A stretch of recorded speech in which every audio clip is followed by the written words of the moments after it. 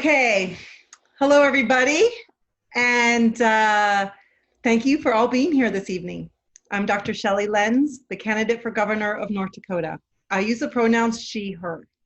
Tonight's listening session about LGBTQ plus issues is part of my campaign's virtual listening session series that I'm hosting to help all North Dakotans have a voice when it comes to our state government and the issues facing our communities and us. I'm going to start with a few remarks and thoughts, and then I'll share a few considerations for the evening. And then we will call on speakers who have signed up to speak in advance. We will also have time to open the floor for a wider discussion. Just as a note, we are recording this evening's discussion and streaming it on our Facebook page. Part of the reason I decided to run for governor is because I feel our current governor does not represent us or even seem to listen to us, the voices of all North Dakotans. We all lead interesting and complex lives, and there's no one-size-fits-all solution to the issues facing the state. All of us on this call come from very different walks of life, and we need to learn to work together and support each other collaboratively. As many of us on this call are aware, unfortunately, the North Dakota Republican Party recently was in the news for a homophobic and harmful platform on the issues of LGBTQ plus rights. And like many of you, I was shocked. I live in a very conservative part of the state, many of whom likely vote Republican. And frankly, I have not experienced this level of ugliness in Western North Dakota as shown on the Republican platform in my community, even though we have prominent LGBTQ persons who are professionals, elected officials, teachers, students, and I'm hurt that a North Dakota political party would be so ugly to a significant part of our population. I am also afraid that perhaps I've been blind to the LGBTQ lived experience in North Dakota. And again, because I didn't think this was so ugly here in this very conservative part of the state.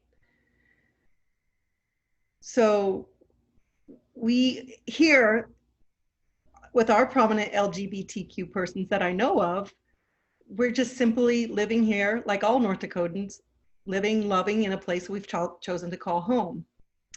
So the recent official North Dakota Republican Party's homophobic and hurtful platform that emerged gave me pause that perhaps I need to listen to your experience about the LGBTQ experience in North Dakota.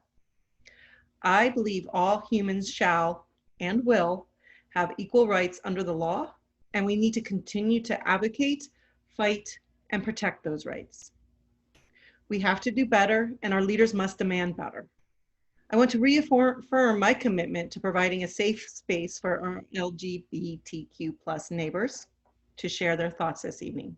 And I would like to invite everyone to introduce yourself in the chat with your pronouns as well.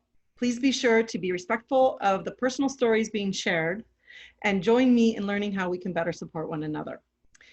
A few kind of housekeeping notes for tonight's session. If you signed up ahead of time to speak, we will work through our speakers list and I will call you by name and share your remarks.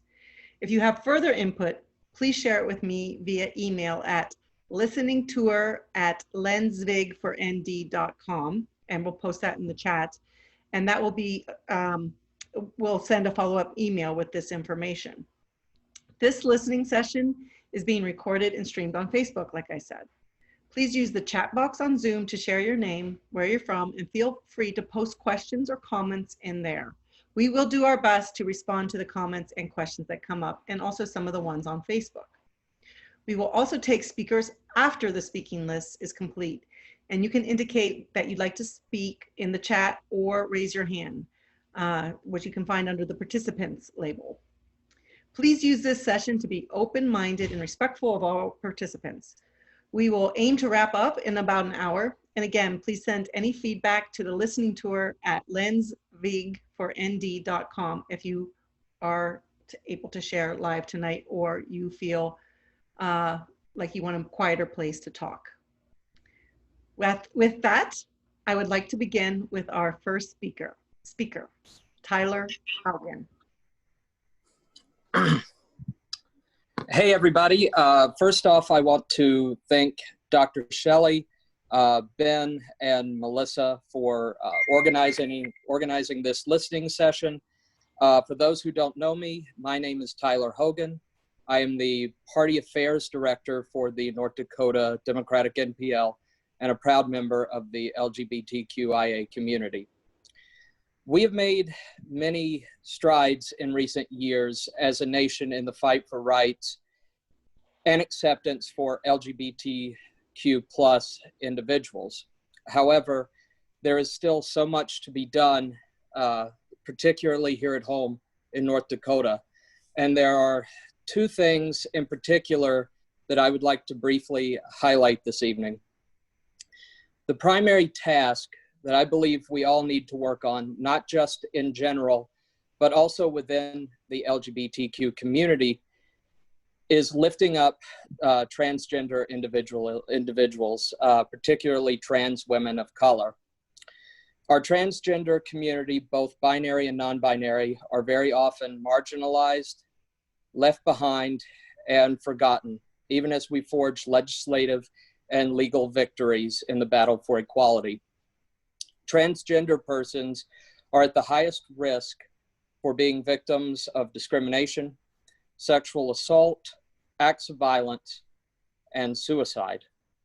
An LGBTQ protection bill in our state, Senate Bill 2303, which included, among other things, employment and housing protections on the basis of gender identity, failed in the legislature last year. That was the 5th time in 10 years that an anti-discrimination bill was shut down by the legislature. Before that, another anti-discrimination bill was introduced in the House by Representative Mary Johnson, a Republican legislator in Fargo. But that bill did not include gender identity in the definition of sexual orientation. Both the ACLU and the North Dakota Human Rights Council opposed this effort, and rightfully so, because there can never be true equality without full gender identity protections. The other issue that I want to bring to the forefront as we discuss LGBTQ plus rights is the issue of our LGBTQ plus youth, in particular, the issue of youth homelessness in our community. While LGBTQ individuals make up between 4 and 7% of the general population, between 9 and 40% of homeless youth in America identify as LGBTQ. North Dakota ranks among the worst in regards to policies addressing youth homelessness in general and in regards to addressing LGBTQ youth homelessness specifically. The policies are pretty much non-existent. We need to highlight the disproportionate risk the youth in our community face in regards to homelessness, sexual exploitation or survival sex, incarceration, major depression, anxiety, and suicide, as well as the fact that while not any one program or person can solve the entire problem as a whole, we unfortunately cannot legislate love or acceptance. There are many things that we can advocate to pull our most vulnerable from the brink. In both instances, those of us with a platform with which to speak should be addressing these issues, advocating programmatic solutions and community services, and just as importantly, letting people know that they are loved, they are accepted and valued, and that we will pledge to fight for them every day. And with that, I want to thank again Dr. Shelley, Ben, and Melissa for allowing me and the other speakers to join in on this platform. Thank you. Thank you for that, Tyler. And thank you for walking us through some of that history. I shamefully was not aware how bad it was. So thank you. Okay, our next speaker is Cody Severson.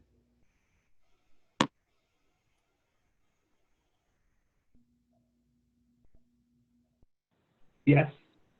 We can hear you now.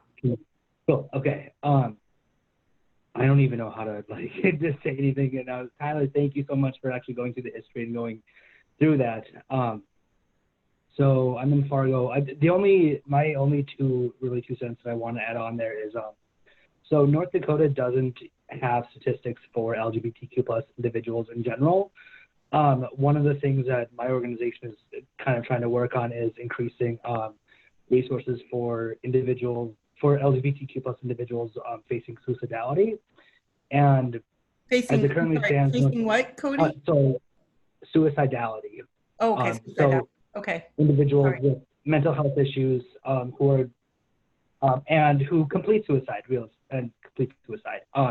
North Dakota doesn't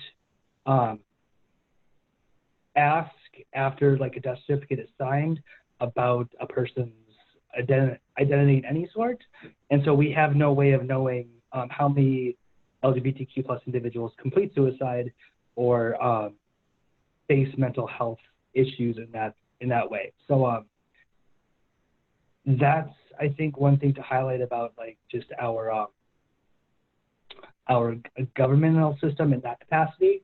But otherwise, I just echo Tyler's words in the fact that over the past 10 years, we have been fighting for the anti-discrimination legislation, and it's been defeated every single year. And usually the verbiage that we get back is that business owners will not have a reason to fire their employees based on how their clients are reacting to other individuals working for them. So, which is asinine. But those are my 2 cents. I'll yield to whoever else now. Okay, thank you for that, Cody. I appreciate that. So some of our speakers are still about to come on in just a bit. So while we're waiting for them, they might be having a little bit of technical issues right now, but I would like to ask if anybody wishes to share any comments. Otherwise, I'll open the discussion with one of our questions that have been sent to us. If you'd like to share a comment right now, even though you're not a listed speaker, you can just raise your hand or raise your hand like this. Okay, I have, well, there's one question waiting that was sent to me. So I do have a question. So out here in the West, we have very small towns, and it's probably harder to connect with fellow LGBTQ plus people that are going through the same thing. They're not sure, if they're confused and they don't know where to go. And it might be a little different than the urban side. I'm not sure. But whoever might be listening right now on Facebook, and I guarantee you there are, because there is a strangeness. So, an inhibition to speak out in a small population. Where can they go in North Dakota to really find somebody? And I'm going to ask this of Tyler and Cody and maybe people that have had that similar path, especially if you lived in North Dakota. Where did you go to be able to kind of work through some of these things? I know, Cody, you said you have your foundation and everything. So where would they go? They can anonymously reach out to you somewhere. So, in just my 2 cents, truth be told, unless you're living in like a larger city, there is nowhere to go. You can say that again, Cody. What? Unless you're living in a city like Fargo or Grand Forks or Bismarck, Mandan, like there is nowhere to go right now. Okay, so it's the same in the cities as it is in the small towns here in North Dakota. Would that be right? Yeah. That's your experience? That's my perspective. Yeah. Okay. I mean, I grew up in Grafton, a town of 5,000, and I didn't know anything about gay people until I moved to Fargo. Okay. I'm not even, but yeah, I didn't know anybody else who was gay or identified in any part of the spectrum. But that's my perspective, that there's really, like, we don't have resources outside of the bigger areas. That's absolutely correct. And and on that note, that's why it's so important, not only for individuals who have a platform to speak out on these issues, and let those individuals know, particularly in rural communities, that someone is fighting for them, or that there are members of the community who are serving in public office, someone that, you know, they can look to. But also, there are great resources on the national level, two that come to mind: True Colors United and the Trevor Project. And then there are also advocacy groups, of course, like the Human Rights Campaign, that do phenomenal work. But part of that is just educating and getting that information out there, because many individuals, particularly youth, they don't know where to go, and the resources aren't here. But letting them know that there are outlets in a community that has their back is integral, especially in our rural communities. Yeah. Okay. So it looks like one of our speakers was able to arrive. So I will, I'll get back to that question if somebody else has some answers, or you can put it in the chat, or you can also email it to us, and we will email that to everybody that's watching, and we'll put it in the comments as well. So Kyle Thorson, are you on here? Where are you? Oh, there you are. You're right there. Okay, Kyle, thanks for jumping on with us. Tyler and Cody just spoke, and welcome, and share with us what you know. happy to do so. So I see a few familiar faces on here, which is great. Good to see everybody else that I haven't met before as well. I'm Kyle, and I live up here in Grand Forks, North Dakota. I am running for the Senate this year in District 18 as an openly LGBT person here in the state. What's kind of fun is if I do get elected, I guess that'll be the first openly out gay person in the Senate, joining Joss Boucher in the House, which is kind of fun. That's a little historic. So it's always an adventure, right? So I've worked in North Dakota at the university. When I was a graduate student, I worked on a grad program there that was LGBT focused and helping to build some community efforts. I've helped sponsor and run Pride here in Grand Forks for the last 5 years, and my little heart's broken because this year is not happening, or happening in a very small way, I guess, compared to previous years, but we will survive, I suppose, and find a way to get together. And really, you know, had some good opportunities with City Council here in Grand Forks. Several years ago, we were able to pass some policies to offer protection for housing and employment with city workers, and housing kind of citywide, which is really awesome in Grand Forks. So just had a good number of opportunities to work with people in that community. And it's, you know, North Dakota, I'm sure many of you know, is it's a hard state to be in. I think it's always a challenge to live in a place that's super conservative and feels like you don't have easy ways to access people or get connected. But I also find that means that the community, when you do connect and do find people, becomes really tight and really close. And I've been grateful for those people around me, and certainly with the party too. Nearly everybody I've met has been very supportive. So anyway, that's a little about myself and what I worked on, but hopefully that's useful to you. I'm happy to answer questions or talk about whatever you want. All right. Thank you for that, Kyle. And thank you for running. And everybody vote for Kyle. He'll be out and about. He's been working hard on his campaign, running a great campaign. Yeah, I think you're coming here this Saturday, right, Shelley? I am in the flesh, masked, but in the flesh. So I'm pretty excited to, we're going to do some pounding the pavement together. And so, you know, also reach out to us, and we'll meet for coffee or something.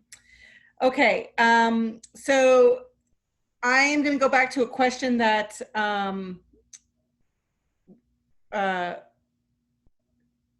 there's a question from the audience for anybody here. So what specific actions can everyone watching take to help make those measurable improvements for LGBTQ people? What can we do? Like, I mean, one, be more aware. So thank you for your educating us a little bit. But what would you like us to, I feel that we could be very, very supportive if we knew what to do.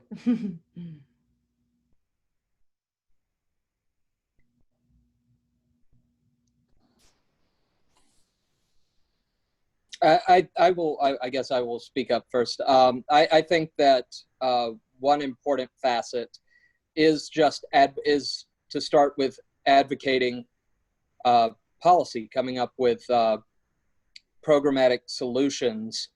For example, in fewer than 20 years ago, the majority of people in this country did not support gay marriage.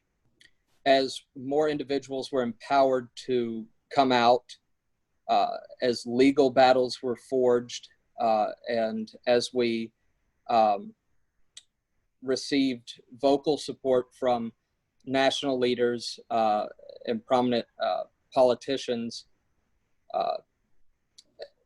we were able to really make those strides, which culminated in a string of legal decisions that have been beneficial and historic and very consequential for our community. So the first thing is making sure that we have cohesive plans that address LGBTQ concerns, and that we also, much like with this listening session, that we also bring in LGBTQ voices to help not only mold that policy, but to be able to promote it as well. Mm-hmm. Okay, thank you for that, Tyler.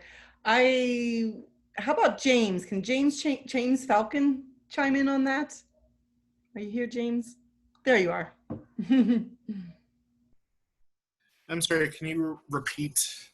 Yeah, so what, one, where, a lot of us are becoming more aware of kind of your experience, and we're obviously, so a lot of us are actually supportive, but what specific actions can everyone watching take to help make measurable improvements for LGBTQ plus people?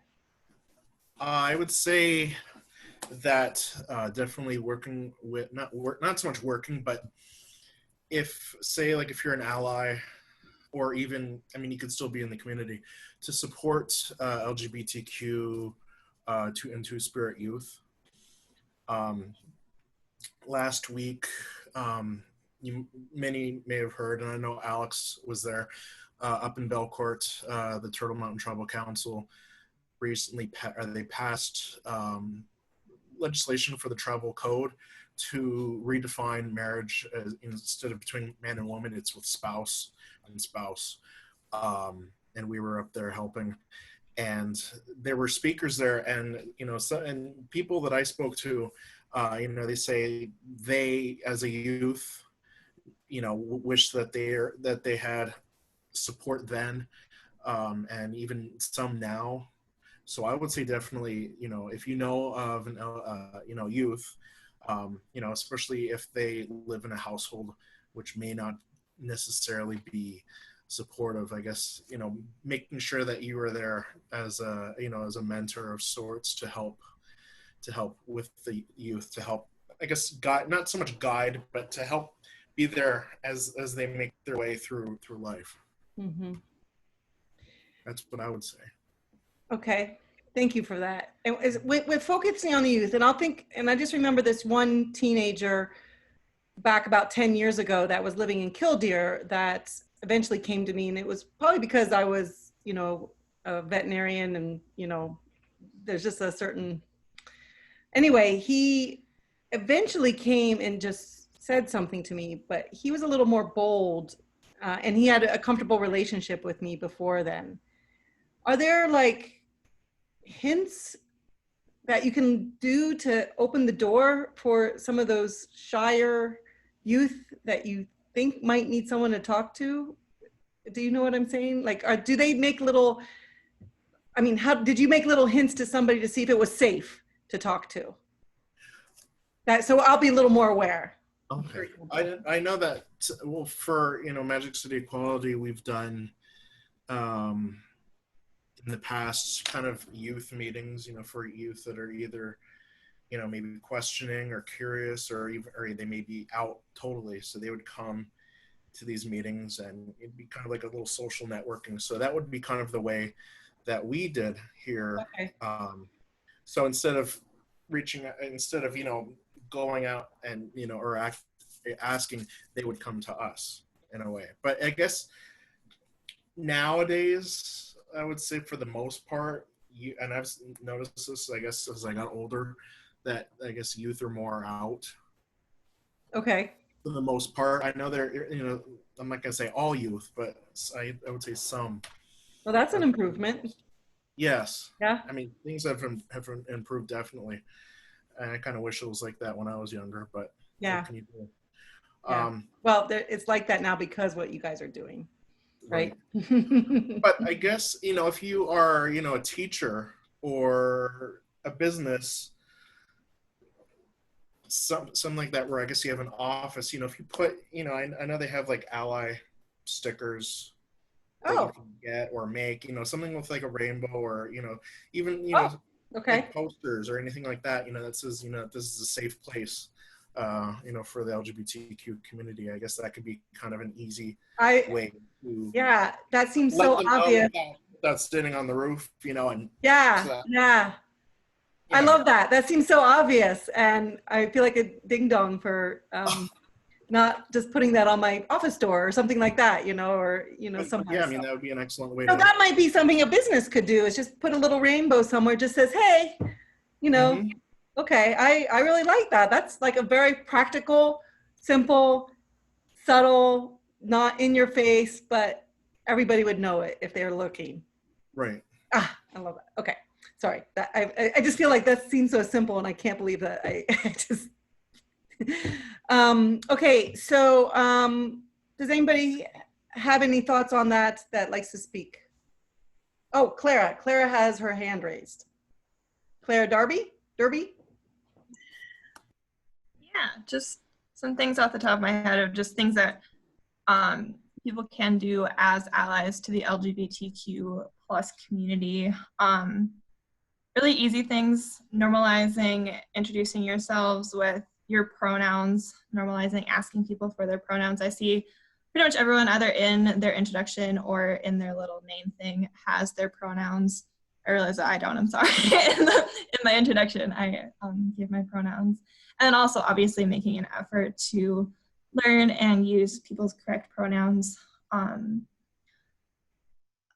I think as allies, one of the most important things that we can do in our day-to-day, especially when it's not an event or something, like it's easy to show up to Pride in the Park or go to marches and that kind of stuff. But in the day-to-day, especially when there might not be people of the group that you're trying to be an ally to are present, is continuously standing up for them, not tolerating homophobic jokes or disparaging language or any of that kind of thing in your peers. I know people in the Midwest are not confrontational, but it is really important to, like, changing hearts. We can't change hearts and minds, but we can set the precedent for what is acceptable in the public sphere. And you don't know where someone might be closeted or their kid might be out, and you don't know that. And so that is another way to kind of signal across the board that you, not only are you a safe space, but you will fight for the people that you are standing by. Yeah, I love that. And I think that's important to, stand up even when the person there isn't there and you're standing up for them. So not tolerating that. So I like that. Thank you, Clara. Cody, do you have anything to add to that?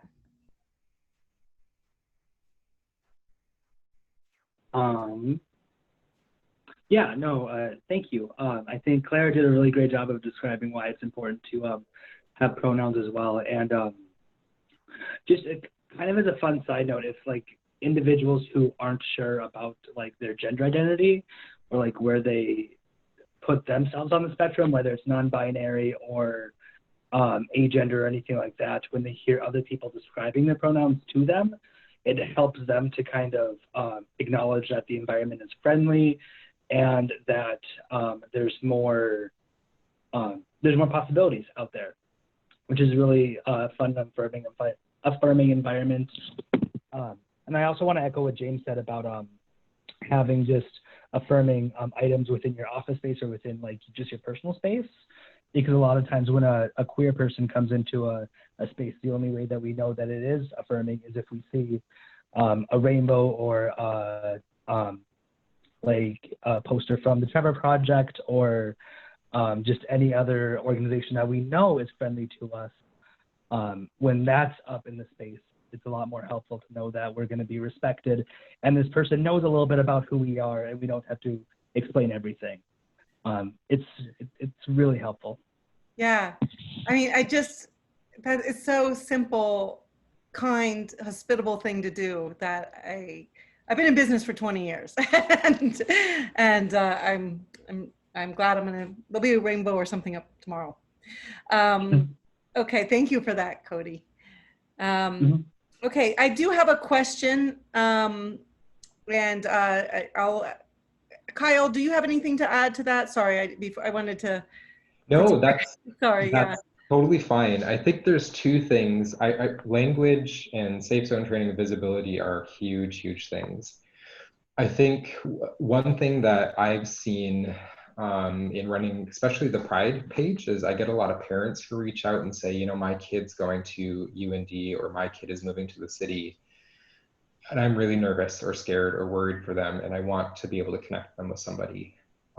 So I think having that connection is important, but also resources for parents, right? If you're living in rural North Dakota, you might not even know what it means. Like, how do I parent to an LGBT child?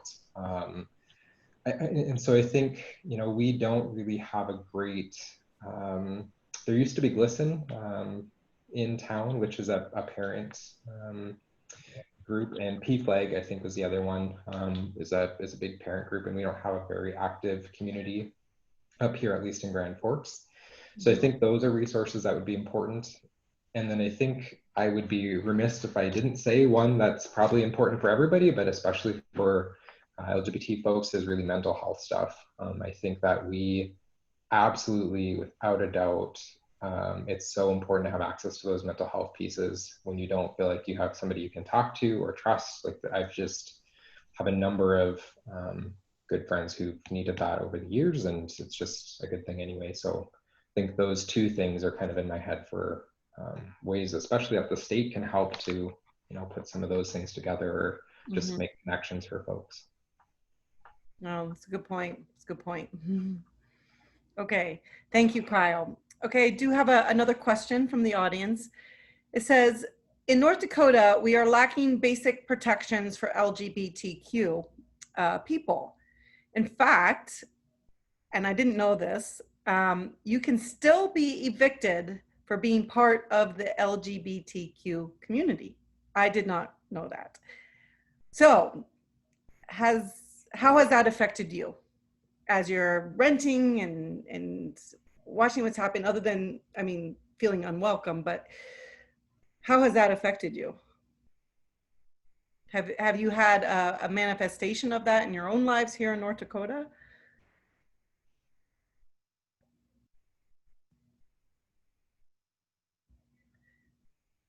So that is maybe do you think it's possible that that's just a law that needs to be taken off the books and it's not enacted? Or, I mean, it sounds like, is it something you're afraid of when you rent someplace?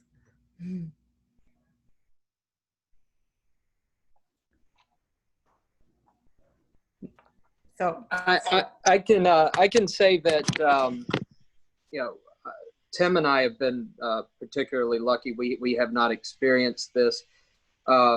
issue in North Dakota. However, I do know when there were testimonials during the Senate Bill 2303, there were multiple individuals who discussed being discriminated against and evicted based on the discovery of their sexual orientation.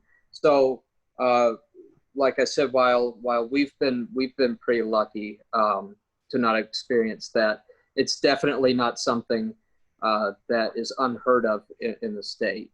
It's definitely something that occurs and often goes underreported because there are very few recourses. Right. In the state. Right. Yeah, that's a good point. The sort of good news is the Supreme Court decision over the summer, of course, does have an impact on that here in North Dakota. And I think because of the way our laws are written, it might also impact the housing piece. The change was that the 1964 Civil Rights Act was ruled that it does protect sexual orientation, gender identity. And so the way our laws in North Dakota are written, sexual orientation covers both gender identity. I'm not sure why the definition says that, but it does, which is useful in this case. So I think that Department of Labor certainly is working through a lot of changes with that right now. But I think housing could also be impacted. So it's a positive thing. Okay. Yes, that's very positive. Cody, did you have some thoughts on that as well?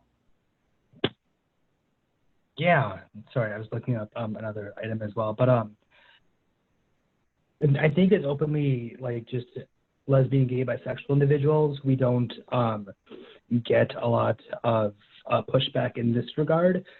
Trans individuals absolutely do in the area. The North Dakota Fair Housing Center, they did a study on this last year, I think. Rebel Marie helped out with the study. It ended up only being, I think, 30 or 40 individuals that they were able to send into apartment units to test landlords as to just bigoted notions in regards to showing apartments that were standard, substandard, etc. I know that they found that there at least a third of the individuals, trans individuals that were part of the test, did get like discriminated in some fashion. With that, I don't remember the specifics, but so yeah, just that across the state, I know that trans people get discriminated against more than lesbian, gay, bisexual individuals in that regard. This might be a very difficult question, but why is that? Is it just because it's something that's newer in our consciousness, or do you know why there's that? I would assume so, yeah. Maybe because I don't know. Anybody else have a thought on that? That it just regular people being scared of what a person that they don't know. Visibility, yeah, that's fair, Kyle. Oh yeah. Yep. Yeah. Yep. Okay. All right. Are there any other thoughts or questions right now for our audience and some of the people that are here that are not part of that LGBTQ plus community? I mean, did you guys know this? Or, you know, I wonder like if it's a generational, like I'm 52 and, you know, is it like you were saying, like the youth are more open and Clara, do you have your hand up or are you? Yeah. Yeah, you're muted. Okay, I'm older than you.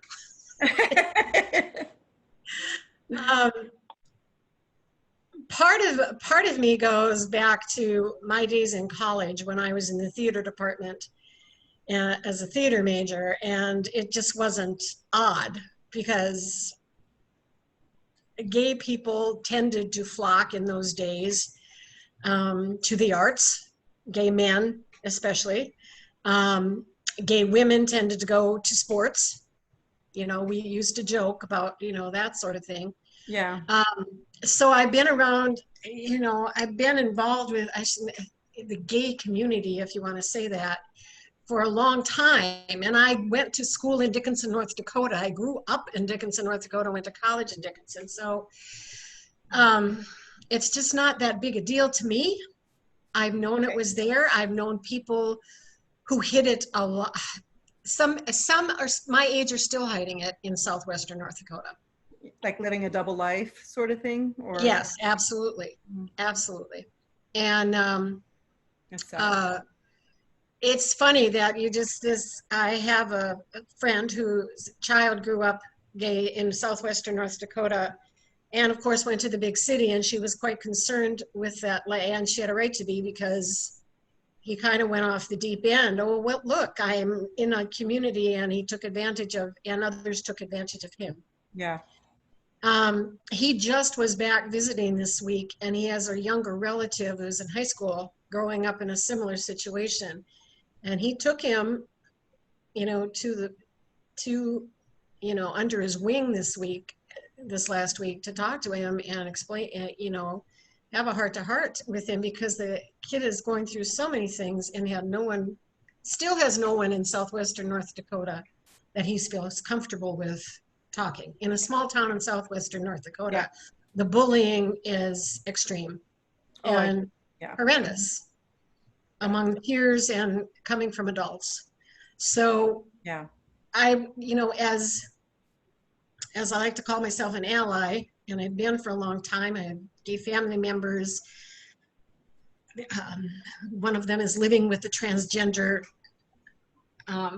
person, and you just, mental health issues is probably the biggest thing, you know, and it can't, I don't know if we need to address it specifically for having mental health facilitators and doctors and psychologists and be more educated in the gay experience, whether it's LGBTQ plus whole issues, or whether it's just, do they not know at all? You know, do they, you know, do they go to the mental health facility? I know this for a fact, that someone went to the mental health facility and they wanted in a medical facility for help with mental illness, and they wanted to convert them to God and Jesus before they would really help them. And it just, you know, how do we change that attitude in the whole state, but most particularly in the western part of the state, where it is still horrible. Yeah, thank you for that, Clara. And yeah, so I know we have Alex from Williston, western part of the state here. Alex, do you have any thoughts that you want to share, not necessarily about this topic, but generally, talking about rural living and just being out in the West here? There you are. I think, you know, a big thing to really mention is that if we can connect with other communities, and like if we have an organization, I'm a part of Williston Rainbow Rendezvous. I started it 5 years ago. There was no other organization in Williston or in the area really. And part of our focus is we also reach out to other communities, because when we have different events, like when we do a community meal, we try to do that every month. Obviously right now we haven't really with COVID, but we do something every month to try to get everyone together. And we've incorporated, we now have a GSA in Williston. There's one in Watford. We've invited all of them. They usually come, and they're usually a very active part of our community too, like we're our organization. And there's people that come from Tioga and Ray, Watford, Trenton, Sydney, Montana even. We try to focus on inviting people and allowing them to come to our events, because we want to help like boost them up. And so I think if you do live in a small community, if you can reach out to the different the different groups and organizations around you. Whether you live close to Williston, you can reach out to us. Whether Minot, you can reach out to Magic City Equality. And that way you can have a connection, and usually they know a connection too. So I think that's, that's very important to know, especially if you feel alone, because there's a lot more people out there that want to connect with you. Right. Right. I mean, I think it's correct to say about 10% of any population, any human population living in your community is part of your community, right? Is that correct? Yeah. I mean, that's okay. Yeah. Alex, I want to ask you a little bit more about your organization. Can you say the name again? Williston Rainbow Rendezvous. So how did you come to create that? I mean, you were the founder? Yeah. So it kind of started where we just wanted to do something kind of like Pride. We wanted to test it out. And we formed, we made a party out of it. And it was, people reacted to it. They loved it. We actually didn't have any backlash at the time. And so we were able to continue it. And from that, from a simple party, we grew into an organization that's more for helping people. Now, we're very involved in other organizations too. I'm a board member for the NDHRC. I'm the summit coordinator for the statewide ND-LGBT summit. So, okay. It's so important to just connect. And, once we were able to connect with, the smaller communities and bring them into, we created a rendezvous basically. And that was our focus. And that's, we've definitely done it. And we want to keep building that and building the communities and helping. Yeah. Gosh, that's so important. Thanks for explaining that. And I think, James, could you tell us a little bit more about Magic City Equality? Did you start that, or what was that path? Similar path, or? I did not start it, but I have been a part of it for the past few years. Originally when it was Pride Minot, and that started 2013. 2013. Yes. And it became Magic City Equality officially last year. And we also this year we've become a 501c3 and nonprofit for the state of North Dakota. And originally, Pride Minot was created to kind of serve as the committee for Pride each year.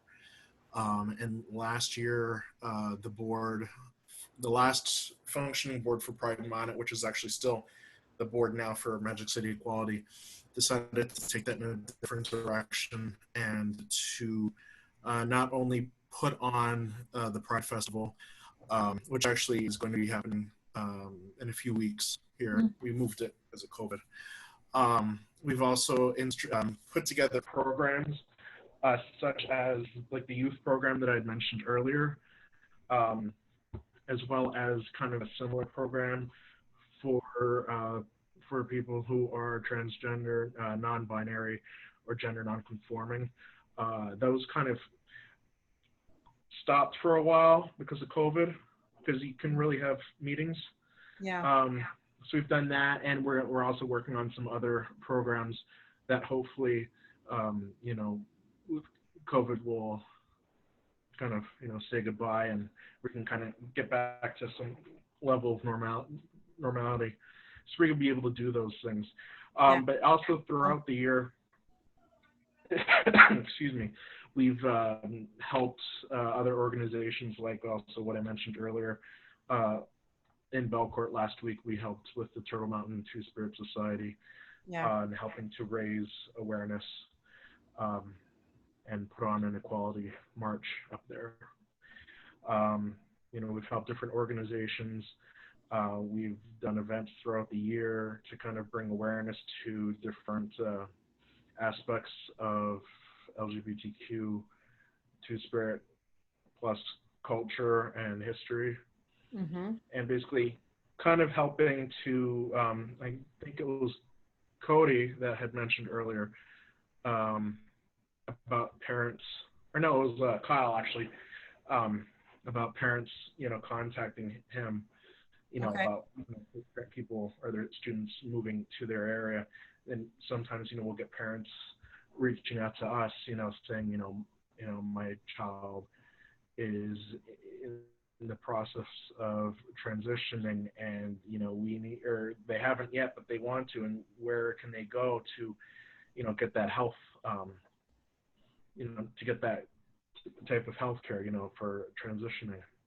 So we kind of guide them in that general direction as well, and pretty much serve as a way, a resource for parents, or for members of the community, or their parents, or their kids, or allies, or whoever needs help or assistance.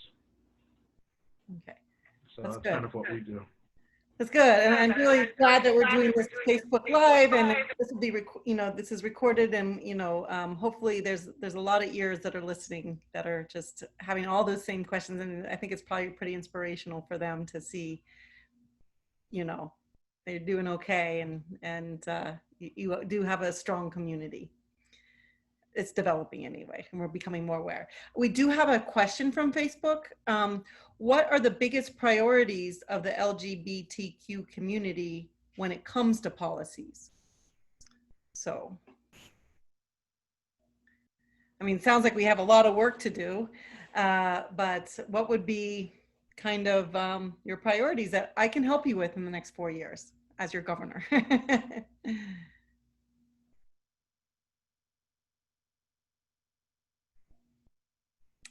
Is Tyler still on? He's our policy guy. Yes, I'm still on. One thing would be, as I mentioned earlier in my opening remarks, ensuring that we have services to address the needs of our LGBTQ homeless youth. Okay. As I had mentioned, those individuals are upwards of 120% more likely to experience homelessness in their lives than the general population, the general youth population. So that's one facet. Having programs, it could lead to a council on homelessness as a broad stroke, but then interdepartmentally have guidelines and programs put in place for LGBTQ plus youth.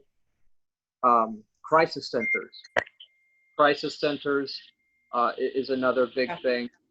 I believe educational centers for families. I know that was mentioned earlier. That would be great. That would be perfect. And then just protections, not just with housing discrimination, but discrimination in the workplace, and particularly refusal of service. I know that the Supreme Court did make that decision that was very monumental, but there will always be people who try to subvert that, and there is always the possibility that a state or local government will simply not enforce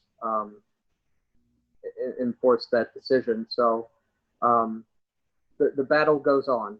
The battle goes on. Oh yeah. And you always have to keep, after you even get it, you still have to keep defending it. So it doesn't stop with just one law being made, because it'll always be challenged. Oh. Cody, do you have something to say about that particular question about the priorities, the biggest priorities of the LGBTQ community when it comes to policies? That's a question from Facebook. Policies themselves. I think it's interesting because, like, again, we've been fighting for like almost 10 years for just basic anti-discrimination legislation to be put in place. And so at this point, it's like, it feels like the biggest push, but like then when I actually like talk to clients and other community members, it also comes down to the fact that like when somebody's discriminated against, even if it's illegal, like it takes a lot to fight that as well. And like Kyle had said earlier on another topic, it's about visibility, and somebody has to know that it's illegal for them to be discriminated against, and then get the resources to fight that. And I don't know how to change that part.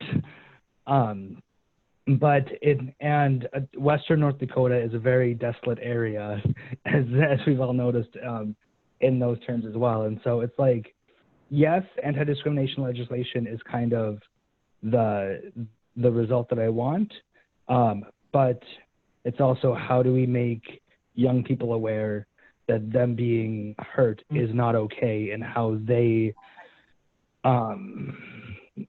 like defend themselves maybe, or like how, like, I don't know. That's what I got. Yeah, no, that's a good point. I'm sorry, did somebody have something to say there? Well, I was just going to say that's perfect. It kind of, it kind of reminds me of the parable of, we can pull someone out of the water, but we don't know exactly, we haven't quite figured out yet how to keep them from falling in the water in the first place, and we certainly haven't figured out how to keep them from falling back into the water. Those are the gaps we've been fighting so hard for just the basics, and get challenged left and right, both in courts and as a consequence of elections. That there's still so much that's left to be addressed. Yeah, and there's a question from Claire talking about what Tyler and Cody are just saying. Does ACLU enter in for resources or help for lawsuits if necessary? Is that very active here in North Dakota for this, or no? Do you know? There are certain instances where the ACLU will step in. One instance was in opposition to a anti-discrimination bill in the House last year that did not include gender protections, protection regarding gender identity. I'm not aware of any court cases offhand, certainly not since I've been here, but usually when the ACLU jumps into something, it's for a broader national scope. So what has an implication for one state typically has implications for a lot of others, whether it comes from that state or not. Okay. It looks like Clara has her hand raised. Either a question or something to say? Yeah, just a perhaps uninformed comment. Please tell me if this is the wrong way to look at it.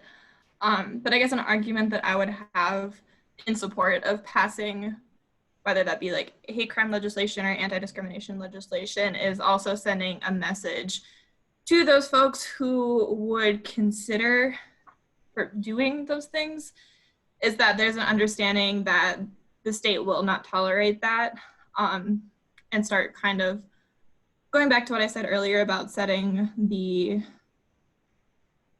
public standard of how we treat people. And so if we can change that culturally and then have that reinforced by the state, I would hope that would deter some people from pushing folks into the river. Yeah, Shelley, I think of a couple of things administratively even that we can do to get at that, right? It's that feeling of welcome, and some of it is as simple as a rainbow sticker on your door, but I don't know if all the forms have been updated. I remember this has been a few years back, so maybe it's fixed, and I'll reserve judgment for when I know for sure. But hunting license, if you're applying for those sorts of things, having the right language for your spouse, or having kind of all of that stuff updated versus wife, husband. Okay. There's a lot of paperwork with a lot of things like that. Oh, government does have a lot of paperwork. It does. And I think from a legislative policy perspective, what I think about is, it's really kitchen table issues for LGBT folks as well, right? And non-discrimination stuff is important, but we all care about the same issues that normal people care about as well. And I'm sure you've seen that meme of, you know, buy bread, buy milk, take over the world, like that sort of thing, which is a little tongue in cheek, but somewhat true. So I think you know, policies that help make North Dakota feel like a more welcoming place are important.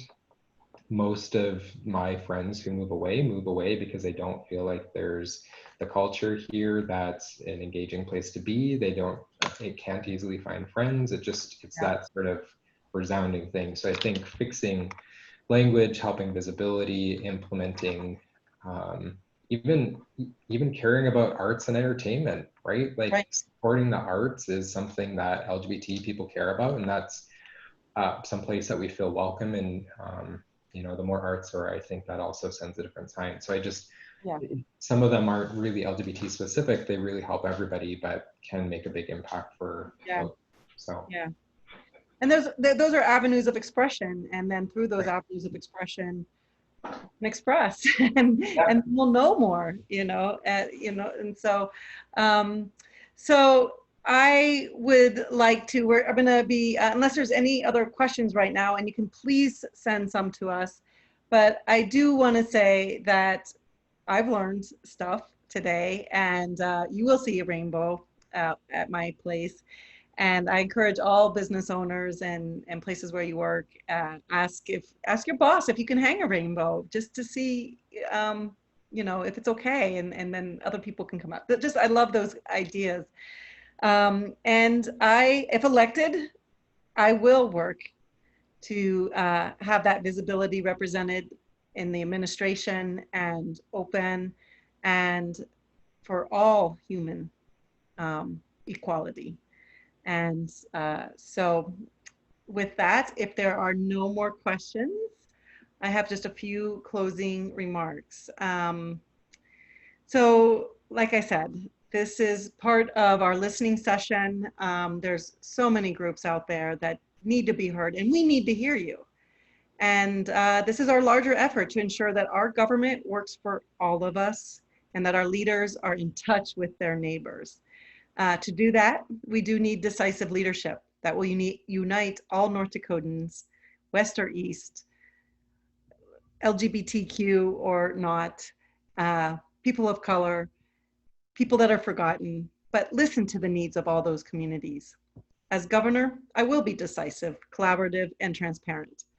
Last night, driving home in the storm, I saw a big rainbow. We have big rainbows here in North Dakota.